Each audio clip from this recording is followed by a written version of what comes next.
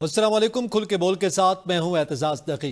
आज के प्रोग्राम में हम जिक्र करेंगे कि रिजर्व सीट्स के मुतालिक फैसला आ गया और फैसला आने के बाद रिस्पॉन्सेज भी सामने आना शुरू हो गए हैं।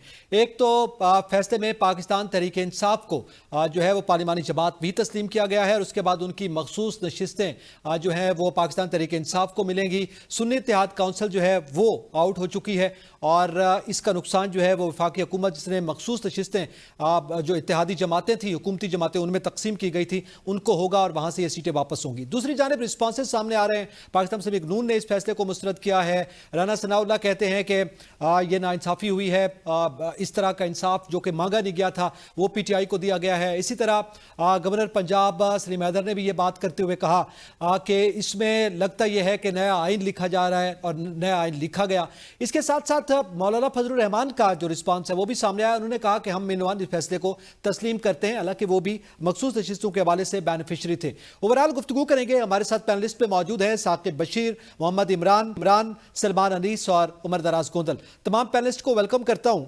मैं साकिब साहब आपसे जानना चाहता हूं, एक तो ये मखसूस नशिस्तों का जो फैसला आया आप कवर करते रहे, हर हेयरिंग जो है वो आपके सामने है और इससे पहले आप इस प्रोग्राम में भी बता चुके हैं कि तवक्को ये की जा सकती है टेक्निकली, लेकिन अब तनासुब के हवाले से मुख्तलिफ आरा सामने आ रही हैं। पहले तो ये था कि 8-5 के तनासुब ये फैसला आया, पाकिस्तान तहरीक इंसाफ कुछ और कह रही है, दीगर जमातें कुछ और कह रही हैं, तो आप क्या समझते हैं, क्या तनासुब है इसका? नहीं, जो तनासुब है वो 8-5 का इस तरह है कि 8 अक्सरियती जो वो फैसला है, मेंबर अक्सरियती मेंबर है 8, और बाकी जो चीफ जस्टिस काजी फाइज ईसा और जस्टिस जमाल खान मंदोखिल उनका एक अपना व्यू है, जस्टिस अमीनुद्दीन खान और जस्टिस नईम अख्तर अफगान उनका एक अपना व्यू है, और जो जस्टिस याह्या अफरीदी हैं उनका अपना व्यू है। मतलब 5 जजेस जो है वो 3 ग्रुप्स में है, उनके अलग अलग व्यूज हैं तीनों के। और ये 8 जज जो है वो एक तरफ है, तो थोड़ी सी कंफ्यूजन इसलिए जो है वो हो रही है, लेकिन है अक्सरियती 8 जजेस का ही फैसला है जो इस वक्त जो है वो फील्ड में है, और इलेक्शन कमीशन जो है वो उस पर अमल दरामद करने का जो है वो पाबंद है। मैं थोड़ा सा इस एंगल पे बात करूंगा कि एक बात जो है वो हो रही है बहुत ज्यादा कि पीटीआई तो जो सुप्रीम कोर्ट के सामने थी ही नहीं, तो ये नशिस्तें उसको कैसे मिल गई। सबसे बड़ी बात जो है वो जब से ये फैसला आया तब से हुकूमत भी और हमारे बहुत सारे दोस्त भी, सहाफी भी, दानश्वर भी, ट्विटर पे भी, हर जगह पे एक ही डिस्कशन है कि एक जमात थी नहीं तो उसको जो है वो नशिस्तें जो है वो दे दी गई। तो इसमें एक तो ये बनता है, इसका जवाब, झटका सा जवाब ये बनता है कि एक जो मुतनासिब जो नुमाइंदगी थी, उस नुमाइंदगी के हिसाब से सारी जमातों को नशिस्तें मिल चुकी थी, उनकी बनती नहीं थी, लेकिन उनको जो है वो दे देते तो तब ठीक था। मतलब ये है कि इसका फिर जवाब, झटका तो ये बनता है, लेकिन मैं आपको लीगली जो कानूनी तौर पर जो इसका जवाब है वो ये है कि सुप्रीम कोर्ट के सामने सुन्नी इत्तेहाद काउंसिल का मामला आया, इलेक्शन कमीशन से पेशावर हाई कोर्ट से सुप्रीम कोर्ट आ गया। सुन्नी इत्तेहाद काउंसिल को जो इलेक्शन कमीशन ने कहा कि आपको ये नशिस्तें नहीं मिल सकती, आपने ना इलेक्शन ना लिस्ट आपने दी है, ना आपकी कोई सीट है, ना आप पार्टी है। तो उसके बाद सुप्रीम कोर्ट में ये मामला आ गया। सुप्रीम कोर्ट के 3 मेंबर बेंच ने, जस्टिस मंसूर अली शाह, जस्टिस मोहम्मद अली मजहर और जस्टिस अतर बिन अल्लाह ने इनिशियली ये केस सुना और स्टे कर दिया, और ये कहा कि अब मजीद इसमें कोई जो है वो जितनी भी मखसूस नशिस्तें 78 ये स्टे रहेंगी, वो किसी जगह पे किसी पार्टिसिपेशन नहीं कर सकती। और उसमें उस वक्त अटॉर्नी जनरल ने भी और जो ये थे इलेक्शन कमीशन के वकील, उन्होंने कहा कि जो 51 का जो सब सेक्शन है डी, उसकी जो है वो तशरीह की जरूरत है। ये एक मतलब फर्स्ट एक्सप्रेशन का जो है वो केस बनता है, तो उसकी तशरीह की जो है वो जरूरत है, तो उस पर तशरीह के लिए भेज दिया गया। अच्छा, उस तशरीह में ये होता है कि लार्जर बेंच बैठता है या फुल कोर्ट होती है, उस वक्त लार्जर बेंच कहा गया था, फिर फुल कोर्ट बैठ गई। अच्छा, अब जो नशिस्तें तकसीम होनी है, आइन के आर्टिकल में ये कहीं नहीं लिखा हुआ कि ये नशिस्तें जो सुन्नी इत्तेहाद काउंसिल को आपने देनी है उसकी तशरीह होनी थी, या ये नशिस्तें आपने बाकी पॉलिटिकल पार्टीज को देनी है, वो भी कहीं नहीं लिखा हुआ। मतलब ये जो कह रहे हैं ना कि नहीं वो उनको दे देनी थी, वो भी कहीं नहीं लिखा हुआ। अब आते हैं कि वो पीटीआई दरमियान में से कहां से आ गई। हाँ, मैं बताता हूँ। ये 8 जजेस ने ये जो है वो उसका कंक्लूड किया कि जो इलेक्शन कमीशन ने 2 फरवरी को ये फैसला दिया था कि पीटीआई एक पॉलिटिकल पार्टी ही नहीं है। ये इलेक्शन कमीशन खुद जो है वो ये सारी डिस्कशंस होती रही हैं उसमें, और पीटीआई ने एक दरखास्त भी डाली थी, वो दरखास्त लगी नहीं है, लेकिन ये सारी डिस्कशन होती रही है। आप कैसे ये सुन्नी इत्तेहाद काउंसिल का सारा केस उसको पीटीआई से अलग करके कैसे देख सकते हैं? मतलब मेरा ख्याल है पता नहीं कोई लोग चांद पे रहते हैं कि उनको अंदाजा नहीं है कि यार के ये क्या है केस। मतलब सुन्नी इत्तेहाद काउंसिल को आप अलग से देखेंगे और पीटीआई को आप अलग से देखेंगे, ये नहीं है। फिर हुआ ये कि जब जो इलेक्शन कमीशन के वकील थे, पीटीआई के जो वकला थे, या सुन्नी इत्तेहाद काउंसिल के फैसल सिद्दीकी, सलमान अकरम राजा, ये सारे भी जब बात करते थे, पीटीआई दरमियान कहीं ना कहीं आती रही।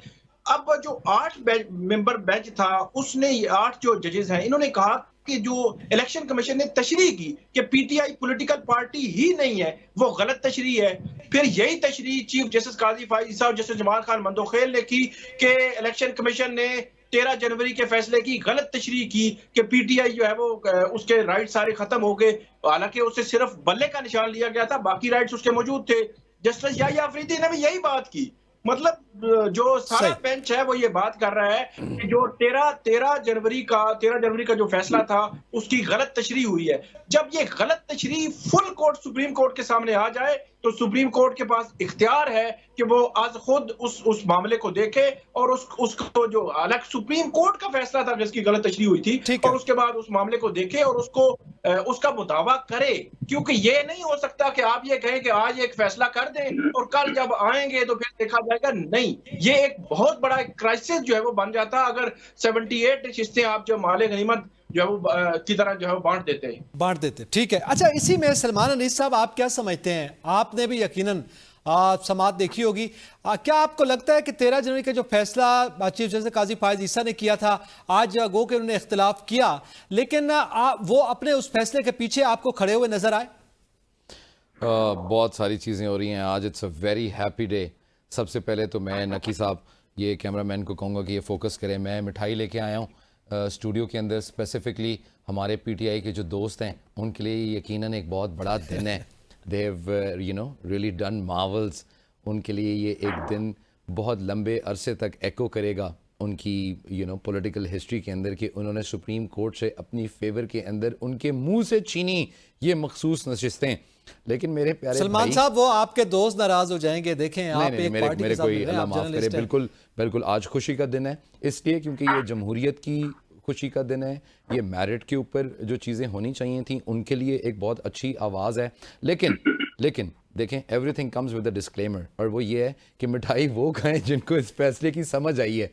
अभी तो 2 दिन लगेंगे इनको ये फैसला समझने के लिए। आपने खा ली? और मैंने नहीं खाई, और मैं इसीलिए लेके आया हूँ ताकि आप लोग मुंह मीठा करें जो खुशियां मना रहे हैं। हमारे मुल्क में ना ये भी एक बड़ा अलमिया है कि हमारी खुशियां बड़ी शॉर्ट लिव्ड होती हैं, थोड़े से अरसे के लिए चुपके से झांक के आती हैं और फिर चली जाती हैं। Anyway, now coming back to what has happened today, और जुडिशरी ने जो ये सारा का सारा नया एक फियास्को हमारे लिए और एक नई डिस्कशन का जो नुक्ता हम सब के लिए रख दिया हुआ है, उसके ऊपर बात कर लेते हैं। तो बात यह है कि जी, जुडिशरी का फैसला समझने के लिए भी अभी आपको 2 दिन चाहिए, and the picture is not all that रोजी एज इट इज़। जिस तरह अभी जिक्र कर रहे थे, ये सुन्नी इत्तेहाद काउंसिल का केस था, उनके पास तो इख्तियार ही नहीं था कि वो रिजर्व सीटों के ऊपर जाएं। और आप जो गवर्नमेंट की बात करें, most definitely the government is going to challenge this decision, इसलिए क्योंकि उनको तो लगता है कि उनके हाथ से ये 2/3 मेजॉरिटी चली गई। Government has nothing to lose, not much to lose as to say. लेकिन जो आपकी पीटीआई की पॉलिटिकल पार्टी है पूरी की पूरी, वो तो बहुत ज़्यादा खुश है इन मखसूस नशिस्तों के ऊपर। अब इन मखसूस नशिस्तों के ऊपर भी एक दफ़ा नज़र डाल लेते हैं, और मेरी अब वो उमर दराज कहेंगे कि इनको पीटीआई की कोर कमेटी के अंदर ले आते हैं मशवरा देने के लिए। प्लीज़ मशवरा ले ना लें, बात ज़रूर सुन लें कि आयशा नवाज चौधरी और उज़मा कारदार जैसी ख़वातीन को ना लाइएगा इस रिज़र्व सीट के ऊपर, जो आपके लिए बाद में खुद ही वबाले जान बनी हुई हों, और आप फिर एक दफ़ा रो रहे हो कि नहीं, ये तो वो लोग ही नहीं थे जिनको हम लेके आना चाहते थे, ये तो हमें किसी और ने कहा था। तो प्लीज़ इस दफ़ा अगर अल्लाह ताला ने आपको मौका दिया है कि आप अपनी गलतियों को एक दफ़ा फिर सुधार सकें, तो प्लीज़ इनको सुधार लें। दूसरी चीज़, हम तो हमेशा से कहते हैं कि ये अनोखे लाडले हैं, डिसीजंस इनकी फेवर में आते हैं, लेकिन ये इतने नालायक हैं और इतने इनकॉम्पिटेंट हैं कि इन चीज़ों को अपनी फेवर में नहीं यूज़ कर सकते। देखें, मैं कल भी यही बात कर रहा था कि सुन्नी इत्तेहाद काउंसिल के अंदर मर्ज करने का फैसला हम में से, आप में से किसी ने किया, ये खुद पीटीआई के लोगों का था और उनको मशवरे देने वाले लोगों का था। और ये जो पूरा का पूरा वकीलों का पैनल उन्होंने अपने इर्द गिर्द इकट्ठा किया हुआ है, उन्होंने ये सुसाइड अटेम्प्ट इनसे करवाई है। आज के डिसीजन की स्पेसिफिकली अगर बात करें तो जिस तरह साकिब बशीर साहब भी बात कर रहे हैं, मुझे तो ये लगता है कि ये जो वो 13 जनवरी वाला जो डिसीजन था उसको किसी तरीके से थोड़ा सा मेलो करने के लिए या उसकी तशरीह करने के लिए ये सारा का सारा वर्डिक्ट है। इसके अंदर वो पुराना तो उन्होंने अपना पाप साफ करवा दिया। अब जो अगले मामलात शुरू होंगे, इससे जो आपकी प्रेसिडेंसी के ऊपर, सेनेट के ऊपर, सेनेट के इलेक्शंस के ऊपर, आपकी जो सूबाई असेंबलियां हैं उसके ऊपर जो ड्रास्टिक इफेक्ट्स आने वाले हैं, वो एक अलग अब डिबेटेबल चीज है। और last but not the least Shahji, वो ये कि बॉल एक दफा फिर इलेक्शन कमीशन के कोर्ट के अंदर है, which is not in their favour anyway. तो मुझे समझ में ये नहीं आ रही कि अगर ये मिठाई खाएंगे भी तो क्यों खाएंगे। तो ऐसा ना हो कि ये मिठाई आज खा लें, कल खुद हलक के अंदर उंगलियां डाल के इनको उल्टी करनी पड़े। तो एक दफ़ा प्लीज़ जुडिशरी के इस डिटेल डिसीजन को भी आने दें, जो आपके कानूनी माहिरीन हैं इनको एक दफ़ा इसके ऊपर इस्तफसार करने दें, उसके बाद फिर हम इसके ऊपर बहस करते हुए सारे आप समझते हैं कि डिटेल वर्डिक्ट आएगा। On a lighter note, Umar Daraz Gondal मेरे प्यारे दोस्त भाई बहुत दूर है मेरे से, वरना ये मिठाई में उनको खुद बनफ से नफीस खिलाता। उमर आप देखें ना, वो डब्बे में मिठाई निकाल के यूं कर दें, वो खा लेंगे। आजकल आपको पता है सोशल मीडिया का जमाना है, बहुत सारी चीजें जो है ना वो ऑनलाइन हो जाती हैं। मैं बल्कि उमर दराज आप ही की तरफ आता हूँ। उमर दराज, मेरे ख्याल है सवाल की बजाय बहुत से सवाल आपके सामने वैसे ही रख दिए हैं। इस फैसले के हवाले से भी कमेंट कर दीजिएगा। और सलमान साहब जो मोहब्बतों का इजहार कर रहे हैं, तो यकीनन आपका जवाब। कल नाराज हो गए थे उमर में इस वजह से स्पेसिफिकली। नहीं, नाराज नहीं हुए, बड़ी अच्छी ये मैं गवाही दे सकता हूं। वैसे आपस की बात है, सबसे पहले मिठाई इनको खिलानी चाहिए कि बनता है। मैं लेके आया हूं कि इस मुल्क में कितने अच्छे फैसले होना शुरू हो गए हैं, या इस मुल्क में कितनी अच्छी चीजें हैं। सलमान साहब भी खुश हैं, मौसम भी अच्छा है, का कुछ हिस्सा वो हमारा भी सुन ही लेते हैं। असल बात ये है कि आज का फैसला हर लिहाज से एक लैंडमार्क जजमेंट है और एक तारीखी फैसला है। इसलिए नहीं कि किसी को मखसूस सीटें मिली हैं, ये उससे छिन गई हैं।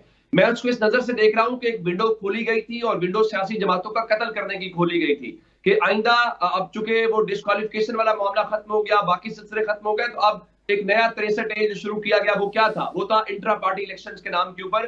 लेकिन अच्छी बात यह है कि पाकिस्तान के लोगों ने 8 फरवरी को जो फैसला दिया और उसके बाद जिस तरीके से पीटीआई ने उस मामले को रिएक्ट किया, उसको उठाया कि देखें इस बुनियाद के ऊपर हमारा जो आर्टिकल 17 के तहत हक है वो मार दिया गया है। आज पाकिस्तान की सुप्रीम कोर्ट ने छोड़ देते हैं मखसूस सीटों को, इसको एक बड़े कैनवस में देखेंगे आप तो बुनियादी तौर पे उन्होंने ये आज इस फैसले के जरिए उस विंडो को बंद कर दिया है और उन्होंने करार दिया है कि आइंदा कोई ऐसे टेक्निकल ग्राउंड्स के ऊपर आप किसी से मखसूस इंतखाबी निशान छीन के उसको बतौर जमात जो है वो एक्सक्लूड नहीं करेंगे, वो इलेक्शन प्रोसेस का पार्ट होगी। आइंदा आप मखसूस सीटों के नाम के ऊपर, जो जस्टिस आयशा मलिक साहबा ने कहा था कि अकलियत को अक्सरियत में और अक्सरियत को अकलियत में नहीं बदल सकेंगे, इस हवाले से ये बहुत इंपॉर्टेंट जजमेंट है, नंबर 1।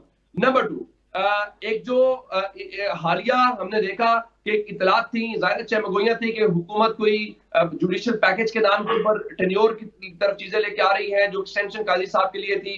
इसका मतलब है कि पाकिस्तान की जो जजेस हैं वो इस बात के लिए तैयार दिखाई नहीं देते कि आप इधर से कोई एक्सटेंशन का प्लान, कोई इधर से उधर करके आप अपनी चीजें के मुताबिक सिस्टम को मैनेज कर सकें। जजेस ने उसको बड़ा लाउडली उसको रिजेक्ट कर दिया है और अब गवर्नमेंट जो मर्जी कहती रहे कि हमारा प्लान नहीं था, हमारा वो नहीं था।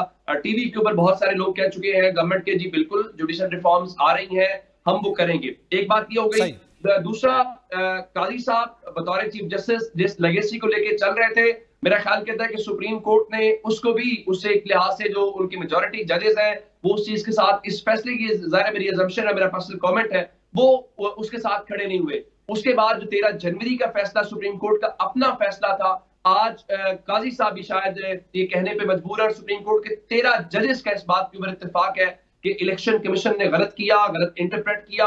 और दूसरे लफ्जों में आप कहिए कि सुप्रीम कोर्ट ने आज जो 13 जनवरी को जो कोलेटरल डैमेज हुआ उसको कंट्रोल करने की कोशिश की है और उससे हट के आज का ये फैसला बताता है कि इलेक्शन कमीशन ने पाकिस्तान के लोगों के साथ क्या खिलवाड़ किया है और किस तरीके से इस पूरे प्रोसेस को मुतनाज़ा बनाया है। और अब ये मखसूस सीटों से बात आगे चली जाएगी। अब इंतजार है डिटेल्ड जजमेंट का। ज़ाहिर है उसमें बहुत सारे इख्तिलाफी नोट भी आएंगे, उसके बाद उसमें इजाफी नोट्स भी आएंगे। एक नया पिंडोरा बॉक्स जो है वो खुलने जा रहा है, यकीनन खुलने जा रहा है। बहुत सी दीगर सीटों के हवाले से, हलकों के हवाले से फिर और मामलात भी सामने आने वाले। अच्छा, इसी पे इमरान, आप क्या समझते हैं? एक तो ये फैसला आया है, कितनी हद तक ये फैसला जो है वो हम पाकिस्तान के अवाम के लिए, पाकिस्तान की पार्लिमान के लिए, पाकिस्तान की जमहूरियत के लिए आप समझते हैं कि हौसला अफजा हो सकता है? और इसके साथ साथ इलेक्शन कमीशन ने गलत तशरीह की, ये तो तमाम जजेस ने कहा, लेकिन इस पर पाकिस्तान तहरीक इंसाफ ये डिमांड कर रही है कि एक तो उनको सजा दी जाए और इसके साथ साथ जो चीफ इलेक्शन कमिश्नर है उन पर आर्टिकल 6 लगना चाहिए। ये मुतालबा किस हद तक दुरुस्त है? बहुत शुक्रिया एतजाज। सबसे पहले तो जो आपने अवाम पाकिस्तान की बात की, तो जस्टिस अतर मिनल्ला इस पूरी प्रोसीडिंग के दौरान और वैसे भी जितने केसेस होते हैं, तो उनका जो बुनियादी नुक्ता था वो राइट ऑफ द पीपल था, कि उनका जो एक बुनियादी फंडामेंटल राइट है, राइट टू वोट, उसको हमने प्रोटेक्ट करना है। हमने टेक्निकलिटीज में नहीं जाना कि कैसे मामला सुन्नी इत्तेहाद कौंसिल तक पहुंचा। हमने ये देखना है कि तहरीक इंसाफ के जिन उम्मीदवारों ने कागजात नामजदगी जमा कराए थे और अपने कागजात नामजदगी के साथ पार्टी एफिलिएशन का सर्टिफिकेट भी जमा कराया था, तो ऐसी क्या वजूहात थी कि इलेक्शन कमीशन ने उनको आजाद उम्मीदवार डिक्लेयर कर दिया था। तो इसमें फिर ये एक स्ट्रॉन्ग वॉइस थी पूरे बेंच में, जिसमें फिर हमने देखा कि जस्टिस मुनीब अख्तर, जस्टिस मंसूर अली शाह और जस्टिस आयशा मलिक, ये सारे इस नुक्ते को लेके चल रहे थे।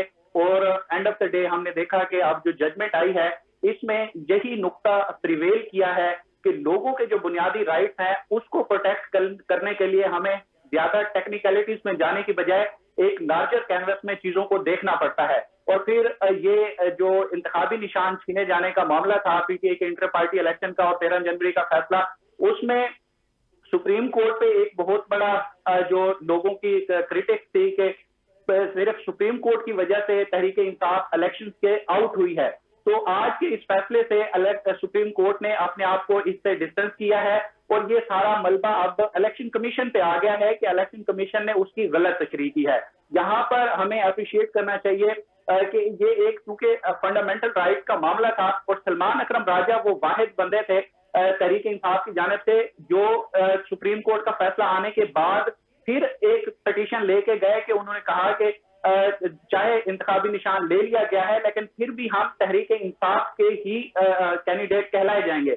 बेशक उनको उस वक्त रिलीफ नहीं मिला, लेकिन अभी जितनी भी प्रोसीडिंग्स हुई सलमान अकरम राजा की वो पिटीशन और वो सारे मामला डिस्कस होते रहे और यहाँ तक कि सलमान अकरम राजा को ये भी कहा गया कि अगर बेंच आपको कहे कि हम आपकी वो पिटीशन बहाल कर देते हैं और आप उसमें अपील में आ जाएं, तो उस पे भी डिस्कशन चलती रही है। और तहरीक इंसाफ के लिए आज एक इस तरह से बड़ा दिन है कि कई बड़े हम देखते हैं कि दानिश्वर और जो आजाद सेनेटर भी मुंतखब हो जाते हैं।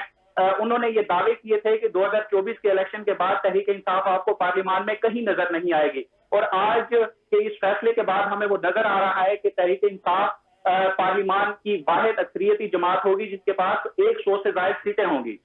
बिल्कुल सही। अच्छा, इसी पे मैं सलमान आपसे जानना चाहता हूँ, इलेक्शन कमीशन पे बहरहाल एक बर्डन आया है और इसका जवाब इलेक्शन कमीशन ने भी दिया है। वो ये कह रहे हैं हमने कब कहा कि पाकिस्तान तहरीक इंसाफ जमात नहीं है, हमने तो ऐसा नहीं कहा, हमारी तो वेबसाइट पर भी एज ए पार्टी वो मौजूद है।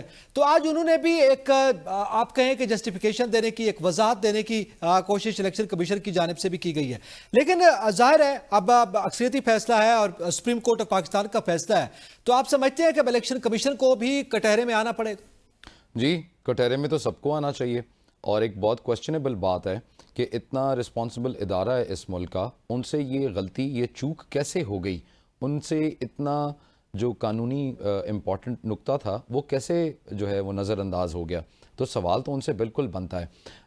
नकी साहब, बात असल में ये है कि गैर मुमकिन है कि हालात की गुच्छी सुलझे, अहले दानिश ने बहुत सोच के उलझाई है। ये अगर आप अंदाज़ा करें ना तो ये सिचुएशन प्याज की तरह और ज़्यादा कॉम्प्लिकेटेड हो रही है। इसमें से कोई सलूशन नहीं ड्रॉ हो रहा, इसमें से हम किसी मंतकी अंजाम की तरफ नहीं जा रहे। अब ये जो आज हमने नया पिंडोरा बॉक्स खोल दिया है, इसमें इलेक्शन कमीशन आ जाएगा, उसके बाद हमारे पास जो वकीलों की एक नई जंग है वो शुरू हो जाएगी। इन्हीं टॉक शोज़ के अंदर हम बैठ के ये फैसला कर रहे होंगे कि ये जो सीटें हैं ये मिलनी चाहिए भी थी या नहीं, और जो लोगों के पावर्स हैं या जो आपके सेनेट के या जो सूबाई असम्बलियों के इख्तियारात हैं, उनके MPAs की जो तादाद है, उससे कितना इम्पैक्ट पड़ता है, ये भी हम पाकिस्तान की तारीख में पहली दफ़ा देखेंगे। शायद लोग इससे आगाह नहीं थे उस तरह। तो देखें, ये मामलात उलझते जा रहे हैं, ये किसी कंक्लूजन की तरफ नहीं जा रहे। कंक्लूजन की तरफ ये कैसे जा सकते हैं जब तमाम पॉलिटिकल पार्टीज़ बशमूल PTI आज फैसला बज़ाहिर उनकी फेवर के अंदर है, कल जब इसकी इंटरप्रिटेशन होगी तो शायद ये इतना फेवरेबल उनके लिए ना रहे। उनको जब समझ आएगी कि उनके साथ ये क्या टेक्निकल गेम हो गई हुई है, तो फिर इनको दोबारा आके एक टेबल के ऊपर for the larger interest of the country, for the larger interest of democracy, for the larger interest of the parliament और उसके जो राइट्स हैं उसके लिए बैठना पड़ेगा। हम टाइम एंड अगेन जाके सुप्रीम कोर्ट का दरवाज़ा नहीं खटखटा सकते, हम बाकी इंस्टीट्यूशन से हर दफ़ा जाके मदद नहीं मांग सकते। ये तमाम सियासतदानों ने ही बैठ के अपने मामलात को हल करना है और इस सारे के सारे प्रॉब्लम को सॉल्व करना है। तो सूनर द बेटर, ये जितनी जल्दी अपने आप को एक पेज के ऊपर लेके आए, चाहे वो इकोनॉमी के चार्टर ऑफ इकोनॉमी के नाम के ऊपर हो या चार्टर ऑफ डेमोक्रेसी के नाम पे हो या इस पूरी की पूरी बंदर बांट ये जो आपकी सेनेट की और सूबाई असम्बलियों की होती है उसके ऊपर हो। Everybody has to come to a conclusion. We can not run the country the way it's running right now. It's a circus. This is not justice prevailing right now और मेरिट प्रिवेलिंग टुमारो और day after. ये तमाम चीज़ें गुत्थियों की तरह उलझी हुई हैं और इनका कुछ सोल्यूशन बज़ाहिर नज़र नहीं आ रहा। ठीक है, आप अब ये कह रहे हैं कि सूरत हाल जो है वो तभी मज़ीद ठीक होगी गंभीर जब होगी। नहीं, एक पेज पर आएंगे। ये पेज भी जो है ना मेरे ख्याल में बड़ा पुराना है और इस पेज पर भी खासा बोझ रहा है। इस हवाले से क्या एक पेज पे सियासी जमातें आ सकेंगी या नहीं, इसका जिक्र करेंगे ब्रेक के बाद। साथ रहिए।